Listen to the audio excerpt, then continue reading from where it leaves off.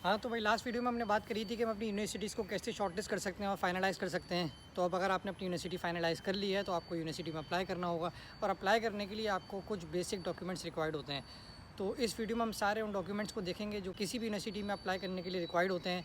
अब 5 तो basic documents हैं, वो तो आपके पास होने ही चाहिए, लेकिन अगर आपके पास वो डॉक्यूमेंट्स नहीं है तो उनकी ऑल्टरनेटिव्स भी हम देखेंगे। और उसके अलावा भी कुछ एक्स्ट्रा डॉक्यूमेंट्स हैं, वो नेसेसरी तो नहीं है, लेकिन अगर आपके पास वो होंगे तो आपकी एप्लीकेशन को एक अच्छा बूस्ट मिलेगा। तो उन सारे डॉक्यूमेंट्स को हम आज की वीडियो में कवर करेंगे और हर टॉपिक को ब्रीफली डिस्कस भी करेंगे। तो चलते हैं वीडियो की तरफ।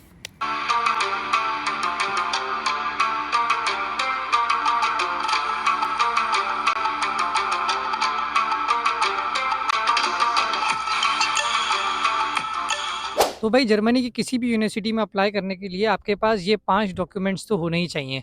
तो पहला डॉक्यूमेंट है आपकी डिग्री और आपकी ट्रांसक्रिप्ट। ना सिर्फ डिग्री और ट्रांसक्रिप्ट बल्कि वो एचईसी से अटेस्टेड भी हों। तो पहला डॉक्यूमेंट आपका हो गया आपकी डिग्री और आपकी ट्रांसक्रिप्ट, और ये दोनों एचईसी से अटेस्टेड हों। एचईसी से अटेस्टेशन के बारे में एक और डिटेल वीडियो बना भी दूंगा कि वो किस तरीके से अटेस्ट करवाया जा सकता है। में एक इंपॉर्टेंट सवाल ये बनता है कि जो एचईसी से आपकी डिग्री अटेस्ट होती है तो वो लोग उसकी कॉपीज़ भी अटेस्ट करते हैं। तो काफ़ी स्टूडेंट्स ये पूछते हैं कि हमें कॉपीज़ भी अटेस्ट करवानी है या नहीं। जर्मनी के केस के अंदर आपको कोई भी कॉपी अटेस्ट करवाने की ज़रूरत नहीं है। यहाँ पर एचईसी की जो ओरिजिनल डिग्री आपकी और ट्रांसक्रिप्ट टेस्ट होगी वो इनफ है। अगर आपको किसी यूनिवर्सिटी के अंदर उसकी हार्ड कॉपी भेजनी है तो आपको उसकी फ़ोटोकॉपी करवानी होगी, जो कि आपकी एचईसी से अटेस्ट हुई हुई डिग्री है, उसकी फ़ोटोकॉपी करवाएं आप और उसको नोटराइज़ करवा लें। नोटराइज़ थोड़ा सा बड़ा टॉपिक है, मैं इसके ऊपर एक अलग से वीडियो बना दूंगा। तो इन शॉर्ट आपको एचईसी से फ़ोटोकॉपीज़ अटेस्ट करवाने की ज़रूरत नहीं है। आई थिंक वो 700 रुपीज़ की होती हैं, लेकिन वो नेसेसरी नहीं है। जर्मनी के केस के अंदर नेसेसरी नहीं है। सेफ साइड के लिए एक कॉपी करवा सकते हैं। वैसे यहाँ पर एडमिशन के टाइम पे ज़रूरत नहीं पड़ती है अटेस्टेड कॉपी की, लेकिन नोटराइज्ड कॉपी की ज़रूरत पड़ती है। कुछ यूनिवर्सिटीज़ होती हैं जो कि कहती हैं कि हमें कोरियर के थ्रू अपनी एप्लीकेशन सेंड करें, अपने डॉक्यूमेंट सेंड करें। तो उसके अंदर जो कि आपकी ओरिजिनल डिग्री अटेस्ट हुई हुई है उसकी आप कॉपी करवाएं, उसको नोटराइज़ करवाएं और देन फिर आप अपने डॉक्यूमेंट के साथ उसको सेंड कर सकते हैं। दूसरा डॉक्यूमेंट आपका जो बहुत इंपॉर्टेंट है वो है आपके लेटर ऑफ रिकमेंडेशंस। या आप अपने किसी भी प्रोफेसर से या जहाँ पर आप काम कर रहे हैं वहाँ पर आप अपने मैनेजर से या अपने एफआईपी के सुपरवाइज़र से या थीसिस के टीचर से आप ये लिखवा सकते हैं अपना लेटर ऑफ रिकमेंडेशन। मिनिमम आपके पास 2 होने चाहिए, मैक्सिमम जितने भी उतनी अच्छा है। और अगर आप अपने किसी टीचर से लिखवा रहे हैं तो कोशिश करेंगे ऐसे टीचर से लिखवाएं जिन्होंने पीएचडी करी हुई हो या उनकी पब्लिकेशंस हो, तो थोड़ी आसानी हो जाती है। तीसरा इंपॉर्टेंट डॉक्यूमेंट है वो है आपका लेटर ऑफ मोटिवेशन, जिसे हम एलओएम भी कहते हैं। तो एलओएम भी उतना ही इंपॉर्टेंट है जितने आपकी डिग्री और आपकी ट्रांसक्रिप्ट है, क्योंकि यहाँ पर हर यूनिवर्सिटी को आपकी मोटिवेशन चाहिए होती है। आप किस तरीके से अपनी मोटिवेशन उनके सामने दिखाएंगे कि भाई मुझे आपकी यूनिवर्सिटी में ये कोर्स पढ़ना है, कोर्स में मेरा इंटरेस्ट है। तो लेटर ऑफ मोटिवेशन इनके लिए उतना ही इंपॉर्टेंट होता है जितने कि बाकी सारे डॉक्यूमेंट्स हैं। अब कुछ स्टूडेंट्स को पता होता है कि एलओएम भाई एक रिक्वायरमेंट है, वो हमें फुलफिल करनी है, लेकिन उसको सीरियसली नहीं लेते। और जब टाइम आता है एप्लीकेशन का तो उनको पता चल रहा होता है कि एलओएम लिखना कितना मुश्किल है, क्योंकि वो हर यूनिवर्सिटी के हिसाब से आपको मोल्ड करना होता है, हर कोर्स के हिसाब से आपको उसकी वर्डिंग चेंज करनी होती है, पैराग्राफ चेंज करना होता है। तो वो काफ़ी डिफिकल्ट होता है।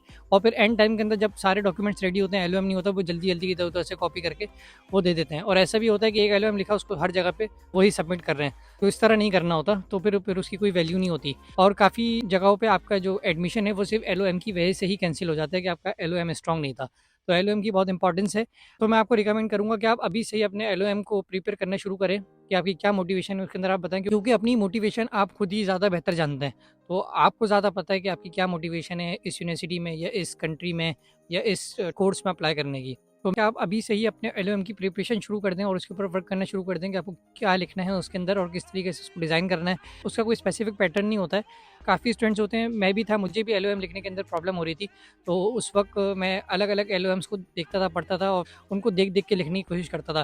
लेकिन अगर आपके पास मटेरियल नहीं है, आपको नहीं पता कि आपको एलओएम का डिज़ाइन किस तरीके से है, पैराग्राफ किस तरीके से सेट करने हैं, तो आप चैट जीपीटी की हेल्प ले सकते हैं। और सिर्फ हेल्प ही लीजिएगा, एक सिर्फ आपको उससे आइडिया लेना है कि पैराग्राफ किस तरीके से होते हैं, क्या वर्डिंग्स मैंने यूज़ करनी है, किस तरीके से एलओएम को डिज़ाइन करना है, पहला पैराग्राफ, दूसरा पैराग्राफ, लास्ट पैराग्राफ, कौन सी जगह पे क्या चीज़ लगेगी, वो आप अपने हिसाब से, अपने कोर्स के हिसाब से, अपनी रिक्वायरमेंट के हिसाब से अपने एलओएम के अंदर उसको सेट कर सकते हैं। तो चैट जीपीटी से आपको आइडिया मिल जाएगा कि किस तरीके से एलओएम लिखा जाता है, उसमें क्या कंटेंट होता है और किस पैराग्राफ में किस तरह का कंटेंट हमको ऐड करना है। तो फिर आप उसको देख के आपको आइडिया हो जाएगा कि अपना एलओएम आपको किस तरीके से डिज़ाइन करना है। एलओएम की इंपॉर्टेंस मैं आपको एक तरीके से और बता सकता हूँ कि इस्लामाबाद एम्बेसी के अंदर इंटरव्यू में उनसे एलओएम लिखवाया जाता है, लेटर ऑफ मोटिवेशन। कराची में ऐसा नहीं होता, लेकिन जो इस्लामाबाद से अप्लाई करते हैं उनको ये बात पता होगी कि इंटरव्यू के टाइम पे आपसे एलओएम एट द मोमेंट लिखवाया जाता है। तो आपको अंदाज़ा हो जाना चाहिए कि एलओएम की कितनी इंपॉर्टेंस है। तो आप अपने एलएलएम को अभी से ही प्रिपेयर करना शुरू कर दें। और चौथा इंपॉर्टेंट डॉक्यूमेंट है वो है आपका आइल्स का सर्टिफिकेट। आइल्स का सर्टिफिकेट आपके पास होना चाहिए जब आप यूनिवर्सिटी में अप्लाई कर रहे हो, वो बहुत इंपॉर्टेंट है। मैंने पहले से आइल्स के ऊपर 1-2 वीडियो बनाई है, उसमें मैंने बताया है कि किस तरीके से आप आइल्स की प्रिपरेशन कर सकते हैं, कितना टाइम लगता है और जर्मनी में जो यूनिवर्सिटीज़ हैं उनकी रिक्वायरमेंट कितनी है बैंड्स की, तो ये सब मैंने उन वीडियोज़ में कवर किया है, आप चेक कर लीजिएगा उसको। तो आइल्स का सर्टिफिकेट भी एडमिशन अप्लाई करते वक्त रिक्वायर्ड होता है। और पाँचवें इंपॉर्टेंट डॉक्यूमेंट है आपके इंटरमीडिएट का सर्टिफिकेट और उनकी मार्कशीट्स। तो भाई ये 5 डॉक्यूमेंट हैं जो आपकी यूनिवर्सिटी में एप्लीकेशन के लिए इनफ हैं। अगर आपके पास ये 5 डॉक्यूमेंट होंगे तो आप किसी भी यूनिवर्सिटी के अंदर अप्लाई कर सकते हैं और हाई चांसेस हैं कि आपको एडमिशन मिल जाएगा। लेकिन अब कुछ सिनेरियोज़ को डिस्कस कर लेते हैं जिन सिनेरियोज़ के अंदर हमारे पास ये सारे डॉक्यूमेंट्स नहीं हैं, क्योंकि ऑब्वियसली ये इन सारे डॉक्यूमेंट्स को प्रिपेयर करने में टाइम लगता है। तो जिनके पास ये सारे डॉक्यूमेंट्स होंगे, या तो वो ग्रेजुएट हुए हुए 6 मंथ हो गए हैं या 1 साल हो गया है, वो किसी कंपनी के अंदर जॉब कर रहे हैं, तो उनके पास ये सारे डॉक्यूमेंट्स होंगे। पहला सिनेरियो तो ये है कि आप अभी जस्ट ग्रेजुएट हुए हैं, आपके पास सिर्फ आपकी ट्रांसक्रिप्ट है, डिग्री नहीं है। और ऑब्वियसली डिग्री थोड़ी लेट आती है, 3 महीने में, 4 महीने में। तो उतने टाइम में अगर आपकी यूनिवर्सिटी के एडमिशन क्लोज़ होने वाले हैं तो आपको क्या करना है? तो उसके लिए डिग्री का जो अल्टरनेटिव है वो है प्रोविजनल सर्टिफिकेट। आप अपनी यूनिवर्सिटी में जाएँ और उनसे कहें कि मुझे प्रोविजनल सर्टिफिकेट चाहिए। प्रोविजनल सर्टिफिकेट के अंदर ये मेंशन होता है कि आप इस यूनिवर्सिटी के स्टूडेंट हैं, आपकी डिग्री कंप्लीट हो चुकी है और आपकी इतनी सीजीपीए है। तो ये डिग्री के रिप्लेसमेंट के तौर पे यूज़ हो जाता है और आप इसको अपनी एप्लीकेशन के अंदर एज़ अ डिग्री लगा के भेज सकते हैं। और प्रोविजनल सर्टिफिकेट में ये भी मेंशन होता है कि आपकी जो डिग्री है वो इन प्रोसेस है और आने वाले दिनों में इश्यू हो जाएगी। तो एक सिनेरियो तो ये है कि आपके पास सारे डॉक्यूमेंट्स हैं लेकिन आपके पास डिग्री नहीं है, तो आप डिग्री की जगह पे ये प्रोविजनल लेटर यूनिवर्सिटी से निकलवा के दे सकते हैं। अब दूसरा सिनेरियो ये है जिसके अंदर आपके पास आपकी डिग्री भी अभी कंप्लीट नहीं हुई है, आप लास्ट सेमेस्टर के अंदर हैं। काफ़ी स्टूडेंट के ज़हन में ये सवाल होता है, मेरे भी ज़हन में था जब मैं अप्लाई कर रहा था कि 7 सेमेस्टर की बेस पे अप्लाई कर सकते हैं या नहीं। तो येस, बिल्कुल अप्लाई कर सकते हैं, यहाँ पर काफ़ी यूनिवर्सिटीज़ हैं। मैं पर्सनली एक फ्रेंड को जानता हूँ अपने, जिसने 7 सेमेस्टर की बेस पे अप्लाई किया था और उसका यूनिवर्सिटी में एडमिशन हो गया था और अभी वो वहाँ पर पढ़ रहा है। तो 7 सेमेस्टर की बेस पे एडमिशन हो जाता है। सारी यूनिवर्सिटीज़ एडमिशन नहीं देती, लेकिन काफ़ी यूनिवर्सिटीज़ हैं जिनके अंदर 7 सेमेस्टर की बेस पे एडमिशन हो जाता है और आपको वहाँ पर 7 सेमेस्टर की ट्रांसक्रिप्ट शो करवानी पड़ती है। तो उसके लिए आपको क्या करना होगा कि सबसे पहले आप अपनी यूनिवर्सिटी में जाएँगे, वहाँ से आप अपने 7 सेमेस्टर तक की ट्रांसक्रिप्ट निकलवानी है और उसको एचईसी से अटेस्ट करवाना है, वो अटेस्ट कर देते हैं। तो उसकी बेस पे आप अप्लाई कर सकते हैं। अगर आपको क्लियर नहीं हो रहा है कि आपकी कौन-सी यूनिवर्सिटी आपको ऑफ़र कर रही है या उनकी रिक्वायरमेंट्स में नहीं लिखा हुआ, तो आप उनको ईमेल करके पूछ सकते हैं कि मैं लास्ट सेमेस्टर में हूँ, 1 मंथ के बाद मेरे फाइनल पेपर्स हैं, 2 महीने बाद मेरी डिग्री आ जाएगी, या जो भी आपके कंसर्न्स हैं आप उनको मेल करके पूछ सकते हैं, तो वो आपको ज़रूर रिप्लाई करेंगे कि भई आप अप्लाई कर सकते हैं। और तीसरा सिनेरियो ये है कि आपके पास डॉक्यूमेंट्स हैं लेकिन अभी तक आपके पास आइल्स नहीं है। अब आइल्स के अंदर भी 2 केस हैं, आपने आइल्स दिया ही नहीं है अभी तक, लेकिन आपके देने का इरादा है, आपकी प्रिपरेशन अभी कंप्लीट नहीं हुई है, आप सोच रहे हैं कि 1 महीने के बाद अच्छी प्रिपरेशन करके मैं आइल्स दे सकता हूँ, लेकिन यूनिवर्सिटी के एडमिशन क्लोज़ होने वाले हैं। तो उस केस में आपको ये करना है कि आइल्स का टेस्ट है वो आपको बुक करा लेना है और अपनी एप्लीकेशन के साथ, जो आप यूनिवर्सिटी में एप्लीकेशन डाल रहे हैं, उस एप्लीकेशन के साथ आपको उसका प्रूफ देना है कि आपने आइल्स बुक कर लिया है। तो वो आपके as a aisles replacement count हो जाएगा और वो कंसीडर कर लेती हैं काफ़ी यूनिवर्सिटीज़। सेकंड केस सिनेरियो ये है कि आपने आइल्स दिया भी नहीं है और आपको आइल्स देना भी नहीं है। तो उसके अंदर आप ये कर सकते हैं कि आपको यूनिवर्सिटी से इंग्लिश प्रोफिशिएंसी लेटर निकलवाना होगा। उसके अंदर ये लिखा हुआ होता है कि आपकी जो डिग्री थी वो इंग्लिश मीडियम थी और इंग्लिश प्रोफिशिएंसी लेटर जो है वो 6.5 और 7 तक काउंट हो जाता है यहाँ पे। तो काफ़ी यूनिवर्सिटीज़ हैं जो उसकी बेस के ऊपर कंडीशनल एडमिशन लेटर ऑफर कर देती हैं। इस स्टूडेंट को एडमिशन ऑफर कर दिया, लेकिन कंडीशनल है कि ये अपनी आइल्स सबमिट कराए, वॉटएवर जो भी इनकी रिक्वायरमेंट्स है। और काफ़ी यूनिवर्सिटीज़ ऐसी होती हैं जो कि बगैर आइल्स के ही एडमिशन दे देती हैं, उनके लिए इंग्लिश प्रोफिशिएंसी सर्टिफिकेट इनफ होता है। उस केस के अंदर आपका जो आइल्स है वो एग्जेम्प्ट हो जाता है। आपने काफ़ी मर्तबा ये टर्म सुनी होगी, आइल्स एग्जेम्पशन। तो इसका मतलब ये होता है कि आपकी यूनिवर्सिटी ने आपको आइल्स के बगैर ही एडमिशन दे दिया है इंग्लिश प्रोफिशिएंसी लेटर की बेस पे। तो ये सारे डॉक्यूमेंट्स जो हैं वो आपके अल्टरनेटिव्स हैं। जिन स्टूडेंट के पास ये डॉक्यूमेंट्स नहीं है तो ये अल्टरनेटिव्स के थ्रू भी अपने जो है एडमिशन अप्लाई कर सकते हैं। उसके बाद जो हमारा लास्ट डॉक्यूमेंट था वो था हमारा इंटर मैट्रिक की सर्टिफिकेट्स और उनकी मार्कशीट। अब काफ़ी स्टूडेंट मुझसे सवाल पूछते हैं कि इनको आईबीसीसी से अटेस्ट करवाना है या नहीं। तो जर्मन यूनिवर्सिटीज़ के एडमिशन के लिए आपको आईबीसीसी से अटेस्टेशन की ज़रूरत नहीं होती, लेकिन मैं आपको रिकमेंड करूँगा जब आप अपना प्रोसेस कर रहे हैं तो आप इंटर मैट्रिक के सर्टिफिकेट भी आईबीसीसी से अटेस्ट करवा लें। जर्मनी के अंदर इसकी ज़रूरत नहीं है। जर्मनी के अंदर सिर्फ लेटेस्ट डिग्री चेक की जाती है जो कि आपकी बैचलर डिग्री है। लेकिन अगर आप बैचलर्स के लिए अप्लाई कर रहे हैं यहाँ पे तो फिर आपको आईबीसीसी से अपने दोनों डॉक्यूमेंट्स और अपनी मार्कशीट्स भी अटेस्ट करवानी होंगी। लेकिन मास्टर्स के लिए आईबीसीसी से अटेस्टेशन की रिक्वायरमेंट नहीं है। लेकिन अगर आप किसी और कंट्रीज़ को भी टारगेट कर रहे हैं जर्मनी के साथ साथ, तो मे बी शायद वहाँ पर उनकी रिक्वायरमेंट्स हो, तो मैं आपको सजेस्ट करूँगा कि आप उनको भी सेफ साइड के लिए अटेस्ट करवा लें। वैसे यहाँ पर अटेस्टेशन की ज़रूरत नहीं है, सिर्फ एचईसी से आपकी डिग्री और ट्रांसक्रिप्ट अटेस्ट होनी चाहिए, वो इनफ है। तो भाई ये सारे तो वो डॉक्यूमेंट थे जो कि किसी भी यूनिवर्सिटी में आपको एडमिशन अप्लाई करने के लिए आपके पास होने ही चाहिए लाज़मी। लेकिन कुछ डॉक्यूमेंट्स ऐसे भी हैं जो कि नेसेसरी तो नहीं है, लेकिन अगर आपके पास वो होंगे और उनके साथ किसी यूनिवर्सिटी में एडमिशन अप्लाई करेंगे तो आपकी एप्लीकेशन को एक अच्छा बूस्ट मिल जाएगा। तो उनमें जो सबसे पहला डॉक्यूमेंट है वो है आपके इंटर्नशिप सर्टिफिकेट्स। कई एडमिशन पोर्टल के ऊपर तो अलग से सेक्शन होता है कि आप इसमें अपने इंटर्नशिप सर्टिफिकेट्स इनपुट करें, और कुछ यूनिवर्सिटी जो कि एक्सपीरियंस मांग रही होती हैं तो उनके लिए ये इंटर्नशिप सर्टिफिकेट और भी इम्पोर्टेंट होता है। तो अगर आपके पास नहीं है तो आप इंटर्नशिप्स कर लें, या अगर आपने करी हुई हैं या आपकी चल रही हैं तो उन पे फोकस करें और कोशिश करें कि आपको एक अच्छा सर्टिफिकेट मिल जाए वहाँ से।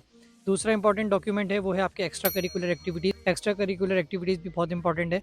अगर आपके पास कोई ऐसी स्किल है या कोई टैलेंट है और आपको उसकी बेस पे कोई सर्टिफिकेट मिला है तो वो भी आप अपनी एप्लीकेशन के साथ मेंशन कर सकते हैं। तीसरा डॉक्यूमेंट है कम्युनिटी सर्विस का। ये सुनने में थोड़ा ऑड लग रहा होगा क्योंकि पाकिस्तान में इसकी कोई ख़ास वैल्यू है नहीं, लेकिन यहाँ जर्मनी में इसकी बहुत इंपॉर्टेंस है और यहाँ पर एडमिशन के टाइम पे कंसीडर करते हैं। और अगर आपके पास इस तरह का कोई भी कम्युनिटी सर्विस का एक्सपीरियंस है या उसका सर्टिफिकेट है तो आप ज़रूर अपनी एप्लीकेशन के साथ उसको मेंशन करें।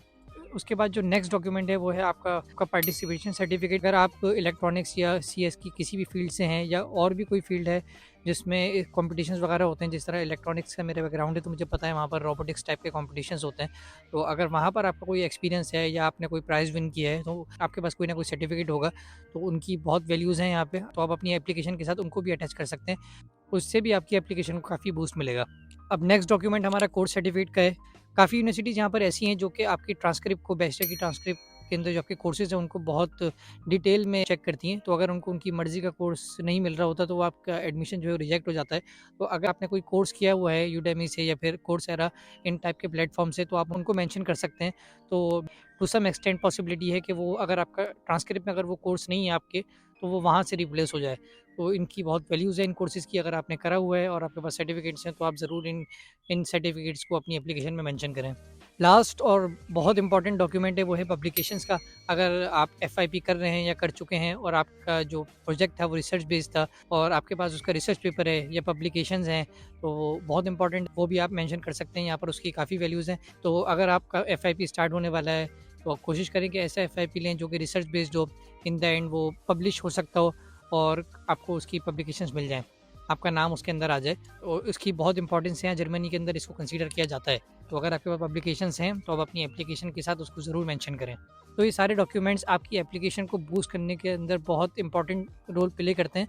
तो अगर आपके पास नहीं है तो आप इनको कलेक्ट करना शुरू कर लें, क्योंकि इन सब को गैदर करने में बहुत टाइम लगता है।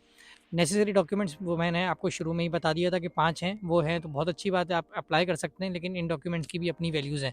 बेस्ट ऑफ लक आपको आपकी एप्लीकेशंस के साथ। अगर आप अप्लाई करना चाहते हैं, करने वाले हैं, तो अभी से अपने डॉक्यूमेंट्स को प्रिपेयर करने शुरू कर दें, क्योंकि ऑब्वियसली टाइम कंज्यूमिंग है, एक-एक करके ही आपको अपने डॉक्यूमेंट्स रेडी करने होंगे। तो होपफुली आपको वीडियो पसंद आई होगी, और अगर पसंद आई है तो अपने दोस्तों के साथ भी शेयर करें जो कि जर्मनी के अंदर एडमिशन अप्लाई करने वाले हैं या करना चाहते हैं, ताकि उनको भी आइडिया हो कि कितने टाइम पहले से ही अपनी डॉक्यूमेंटेशन हमें करनी है और उनको प्रिपेयर करना है। तो बेस्ट ऑफ लक अगेन आपको आपके एप्लीकेशंस के लिए। मिलते हैं फिर किसी नेक्स्ट वीडियो में। Till then.